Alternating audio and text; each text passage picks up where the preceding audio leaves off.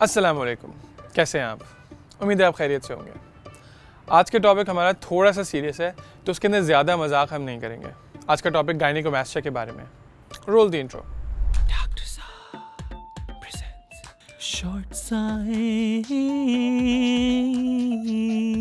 गायनेकोमास्टिया दो किस्म के हो सकते हैं, फिजियोलॉजिकल यानी वो जो किसी बीमारी की वजह से ना हो, या पैथोलॉजिकल यानी वो जो किसी बीमारी की वजह से डेवलप हो। अगर वो किसी बीमारी की वजह से डेवलप होंगे तो आपको उनका इलाज करना पड़ेगा, जबकि अगर वो किसी बीमारी की वजह से डेवलप नहीं हुए तो इनका इलाज ज़रूरी नहीं। पहले हम ये समझ लेते हैं कि ब्रेस्ट डेवलप होते कैसे हैं। ब्रेस्ट की डेवलपमेंट फीमेल हार्मोन यानी एस्ट्रोजन की वजह से होती है। फीमेल्स के अंदर एस्ट्रोजन ज़्यादा और टेस्टोस्टेरोन कम होता है, जिसकी वजह से ब्रेस्ट डेवलपमेंट बड़ी आसानी से होती है। मर्दों के अंदर टेस्टोस्टेरोन ज़्यादा लेकिन एस्ट्रोजन थोड़ा सा मौजूद ज़रूर होता है। बलूगत के दौरान एस्ट्रोजन और टेस्टोस्टेरोन की तादाद दोनों साथ साथ बढ़ती है, लेकिन मर्दों में टेस्टोस्टेरोन का लेवल एस्ट्रोजन से ज़्यादा होता है। अगर कभी ऐसा हो कि एस्ट्रोजन और टेस्टोस्टेरोन में इम्बैलेंसेस हो जाएं तो ब्रेस्ट डेवलपमेंट हो जाती है।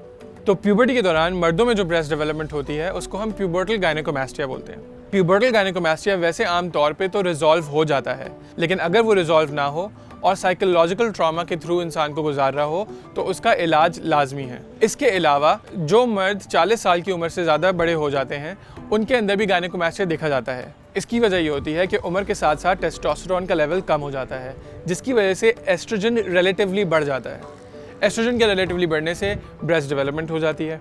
ये भी नॉर्मल है।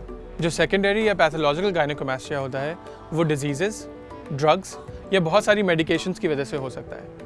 डिजीज़ के अंदर शामिल है लिवर सिरोसिस, हाइपोएंड्रोजनिज्म, गूगल कर लिएगा। ड्रग्स में शामिल हैं अल्कोहल वगैरह, और बहुत सारी मेडिकेशंस यानी कि ट्राईसाइक्लिक एंटी डिप्रेसेंट्स और वो दवाइयाँ जो बाल उगाने के लिए काम आती हैं, जैसे कि फिनेस्टेराइड।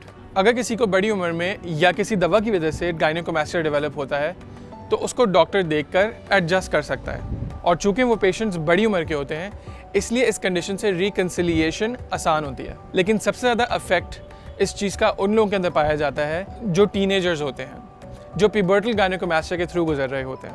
उनको समझ नहीं आता कि वो किससे बात करें, वो किसको क्या बताएं और उनके साथ हो क्या रहा है। इसकी वजह से वो बहुत बड़े साइकोलॉजिकल ट्रॉमा से गुजरते हैं जो वो किसी से शेयर नहीं कर पाते।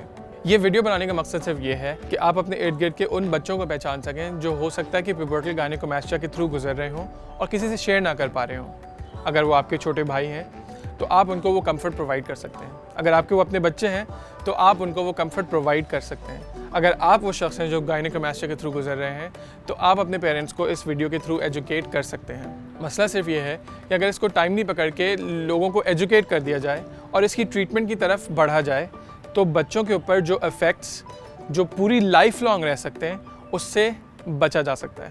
अब बात करते हैं ट्रीटमेंट की। लंबी हो रही है, लंबी हो रही है? यस। थक गए? हाँ। चलें, ट्रीटमेंट अगली वीडियो में। और अगर इन सब बातों के बाद आपके जहन में फिर भी सवालात हैं तो अच्छी बात है। अपने घर वालों का ख्याल रखिएगा। मेरा नाम है असद खान और ये है डॉक्टर साहब।